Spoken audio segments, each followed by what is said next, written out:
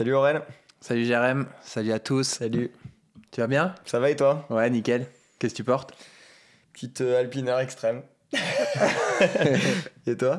Une Alpiner extrême. Aussi, tiens. Ouais, c'est marrant ça. On Ouais. a mis la même montre. Et c'est quoi le sujet de la vidéo? Bah c'est l'Alpiner extrême. Ok. On est comme des oufs de faire une intro différente de d'habitude. Ouais, c'est ça. C'est l'intro qui change. C'est ça. Pourtant, c'est un 41.5. Bon, on va en parler. Ouais, on va en parler. On va Ouais. en parler. Ouais. Du coup, aujourd'hui, on se fait un focus sur l'Alpiner extrême. Ouais. Ils avaient sorti un régulateur pour remettre un peu dans le En contexte. série limitée. En série limitée, voilà. Et là, ils ont développé en 3 aiguilles un trio, une bleue, une verte, une noire. Du coup, voilà, merci à Alpina de nous avoir envoyé les 3 montres. On va vous faire, on vous a fait des beaux plans en plus de. Il y a des de beaux ça. plans, ouais. Ouais, c'est des Il y a- montres qui sont très belles à shooter. Et on a plein de choses à dire dessus, donc Ouais, n'en dis pas trop d'ailleurs. ouais, j'ai tendance à m'étaler un peu. Ouais. On y va? Allez, c'est parti.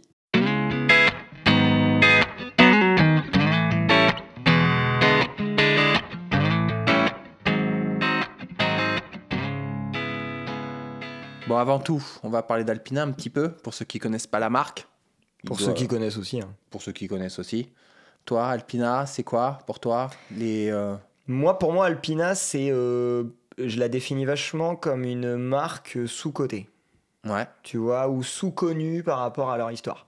oui. C'est quand même une marque qui a une belle histoire. Et ouais, je pense qu'on n'en parle pas assez d'Alpina. Qui est pas toute jeune. Pas toute jeune du tout. Ouais. 1883, le début d'Alpina. Ouais. Alors, pas de la marque en tant que telle. Oui. Mais, et puis, ils ont un début en plus, je trouve, qui est assez noble et assez... ouais, c'est... Assez moderne pour une vieille marque. Exactement. Tu leur dis, non, ce que c'est le début? Ouais, c'est un conglomérat d'horlogers Ouais, c'est ça, exactement. qui se sont regroupés pour faire de l'économie d'échelle, tout simplement. L'union fait la force. Donc, on Ouais. se met tous ensemble, on réduit nos coûts, on mutualise nos savoirs. Enfin, hyper intelligent pour Hyper l'époque. intelligent.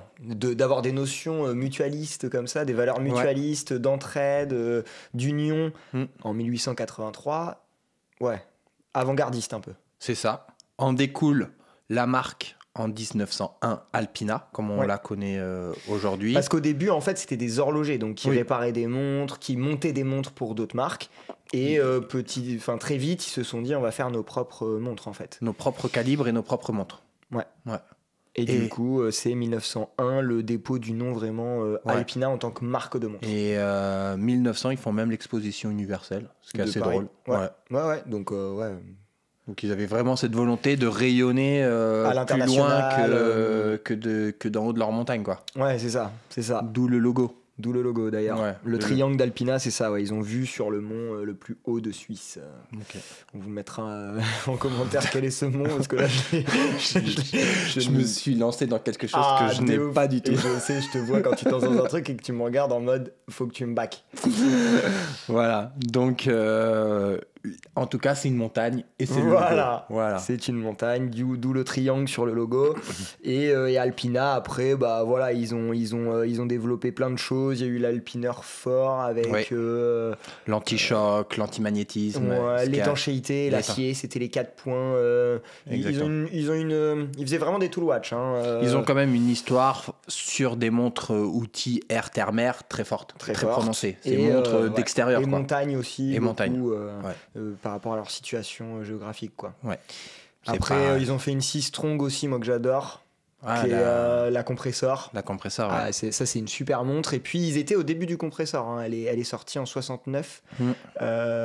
Alors que la LIP, la Nautic Ski, était sortie en 67. Ce qui marque un peu le début. Les années 60, c'est vraiment les boîtiers compresseurs avec les Dual Crown. On mettra une photo, ouais, mais le boîtier compresseur, voilà, pour ceux qui ne savent pas, c'est la lunette de plongée qui est interne au lieu d'être sur le boîtier et ça tourne à l'intérieur par Exactement. une deuxième couronne. C'est ça. Et avec plus techniquement à l'intérieur un joint de compression en fait. Voilà, c'est ça. L'étanchéité la pression qui est l'ennemi de la montre est utilisée pour que la montre soit de plus en plus étanche. On en parlera sûrement si on fait un focus un jour sur un boîtier compresseur. Ouais. Et donc ça nous amène un peu toute cette histoire aux années 2000. Ouais. Où la marque renaît après la crise un peu du quartz. Je pense ça fait partie des marques qui ont bien souffert de la crise du quartz. Ouais. Année 2000, ils se relancent avec un design un peu aujourd'hui. Ouais, plus sport chic, plus sport chic. À l'époque, c'est la collection Avalanche. Ouais, il y avait déjà l'appellation extrême de mémoire. Ouais. Et du coup, ça a redéfini en fait l'identité d'Alpina. Avec un régulateur aussi. Oui. C'est aussi pour ça que cette collection est liée à la sortie en série limitée d'un régulateur. Je trouve qu'ils l'ont bien fait de faire le régulateur d'abord en limité pour dire on revient sur ce créneau des avalanches, des extrêmes que vous connaissiez il y a 15 ans. Et ensuite de faire un trio en collection, en catalogue. En 3 aiguilles date. Ouais, c'est bien fait, le lancement est bien fait. Ouais. C'est cool. Et cette montre, du coup, qu'on porte, qui est peut-être plus adaptée à mon poignet qu'au tien.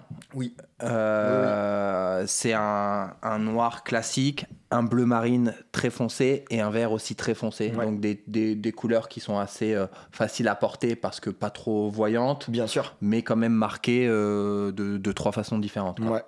Ouais, clairement.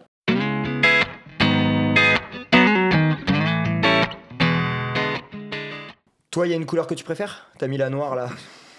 La noire, elle est très classique. Je trouve la verte extrêmement bien réalisée parce que c'est un vert forêt, sapin que j'aime bien. Moi, c'est les verts que j'aime bien. Ouais, c'est un vert sapin.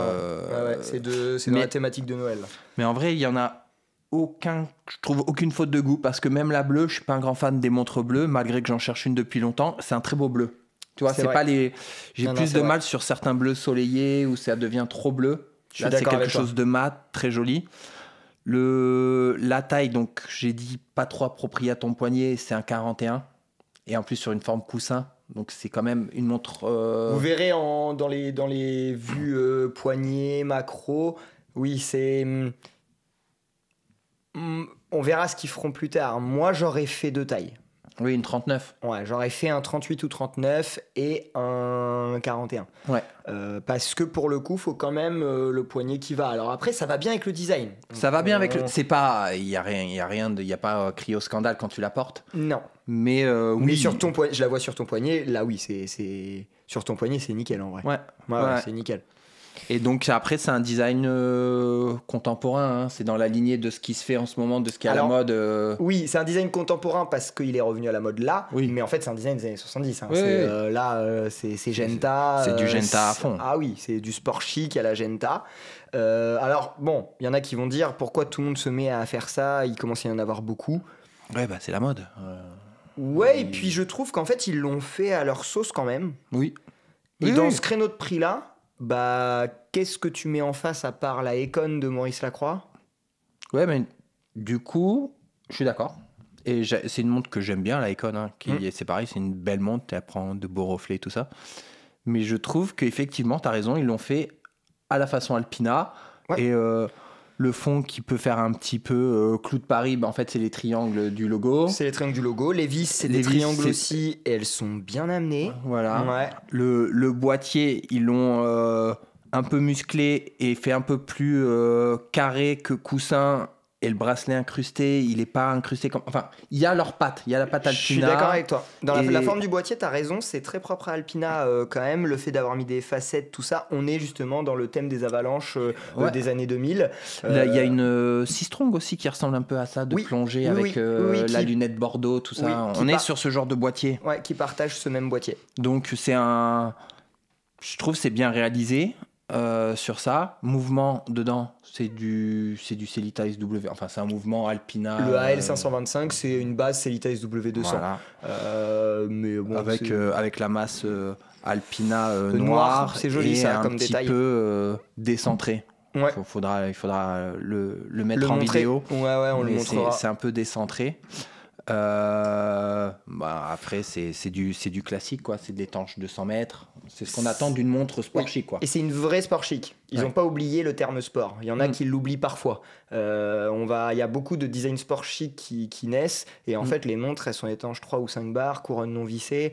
Là voilà, c'est du 20 bars couronne vissée et on le sent quand on l'a en main qu'on peut lui en mettre un peu dans la tronche, tu vois ce que je veux dire. Je comprends. Et puis je trouve que c'est une montre qui s'approche des 1500 €.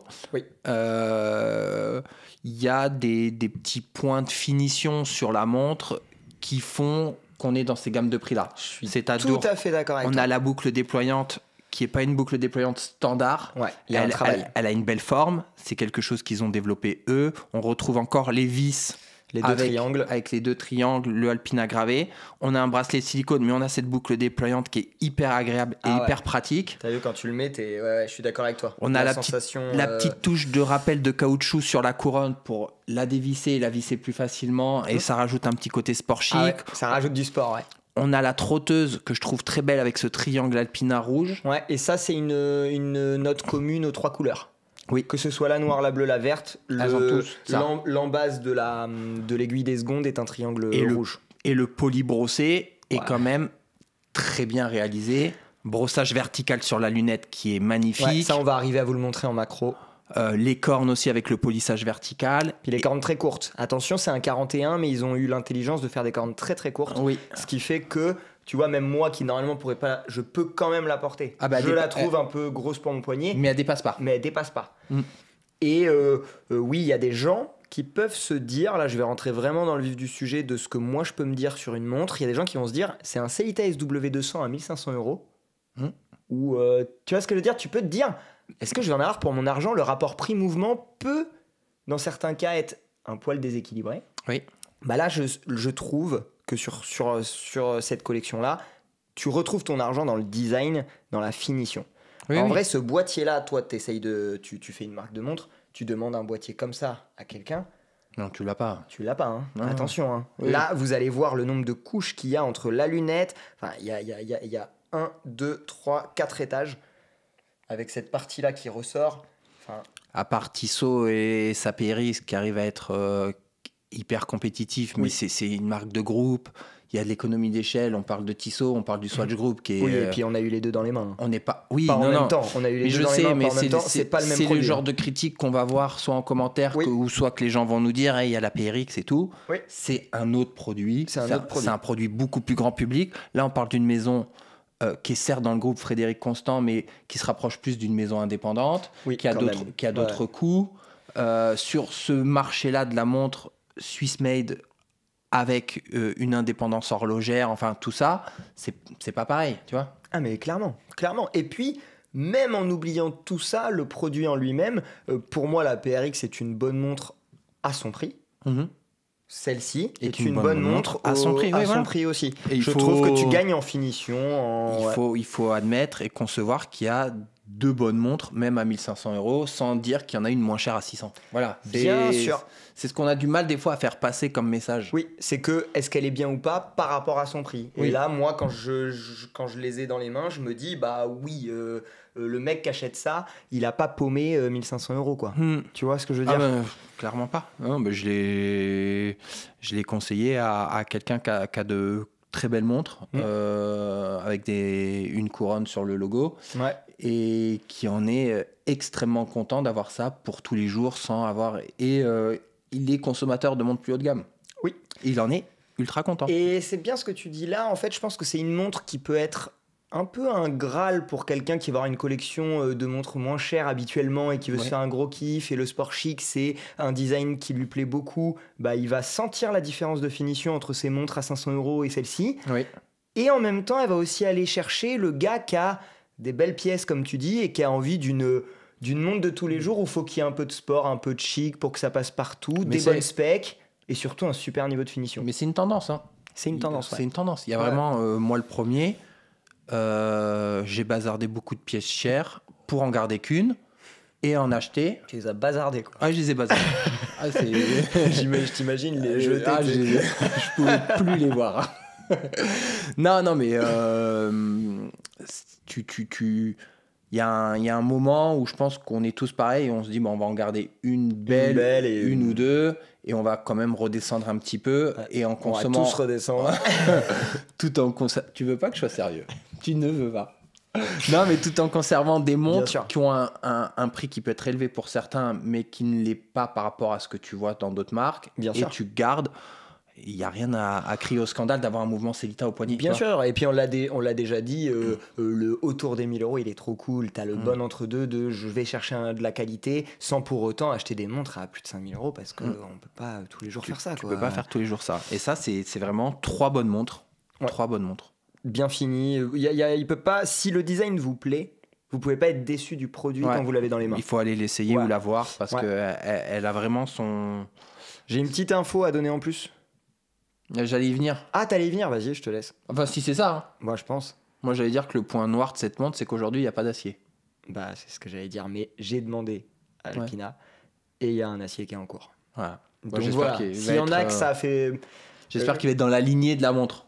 Oui. Bien réalisé. Je pense. Je les vois pas se foirer là-dessus. Gâcher et mettre un... Puis ils sont capables, ils savent le faire. Donc ils ont réussi à faire un boîtier comme ça. S'ils savent pas faire un bracelet qui va dessus.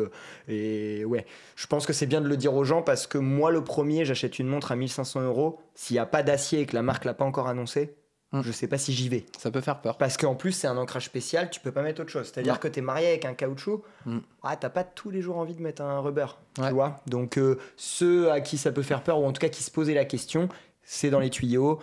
Il sera adaptable sur celle-ci, il sera achetable à part. Donc, voilà, si vous avez envie de vous faire plaisir sur cette pièce, vous pourrez vous faire plaisir dans un deuxième temps en prenant l'acier.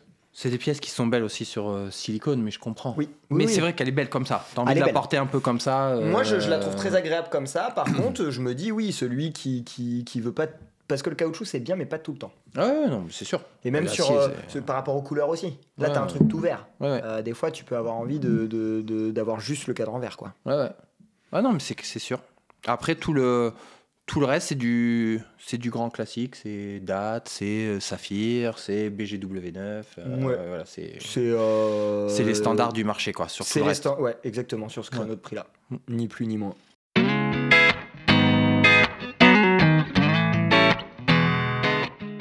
Un petit mot de la fin ou... Non, à part si ce n'est que je suis très content de voir Alpina un peu. J'ai vraiment senti un gap là sur la dernière année où il y a une volonté de revenir un peu devant, de faire autre chose, de se bouger sur cette marque. Et je suis très content parce que pour moi, Alpina, c'était plutôt la montre d'aviation. Oui. Alors que je suis comme toi, moi j'avais un affect sur l'aviation, sur Alpina. Alors que dans leur ADN, c'est vraiment air-terre-mer. C'est vraiment montre sportif. Et même sur les pièces d'aviation iconiques, ils ont fait des super sorties. Elle était en 44, ils nous la sortent en 40. On a l'impression qu'ils sont en train de comprendre des choses. Et peut-être peut-être que le groupe dans lequel ils sont est en train de réaliser que Alpina est une pépite sous-cotée, ce qu'on se disait nous, et que là ils se disent on va investir un peu sur Alpina. On va faire de l'effort sur la marque. Même là en termes de com et tout, j'ai l'impression que cette montre, on l'a vue plus que les autres. Tu vois ce que je veux dire? Comme si c'était dit, allez, là, on contacte tout le monde et on fait une grosse sortie. Et c'est bien qu'ils se bougent. Bah, c'est une marque qui a, comme on l'a dit, une belle histoire, qui est dans une gamme de prix assez cohérente sur du Swiss Made. Et donc, très contente de cette sortie-là et peut-être du renouveau Alpina. Allez, bah on verra. On vous en reparlera s'il y a d'autres choses. On leur souhaite tout le meilleur. Ouais, clairement. Et puis dites-nous, vous, ce que vous pensez de cette sortie, ceux qui connaissaient pas Alpina, quel affect vous avez sur la marque, parce que c'est vrai qu'on n'en parle pas toujours de cette marque. Du coup, je suis curieux de voir ce que les gens en pensent. Ouais, je suis pas sûr qu'elle soit ultra représentée, même des gens qui vont peut-être flasher sur la pièce qui vont avoir du mal à l'essayer. Ouais, clairement. Et c'est dispo dès maintenant.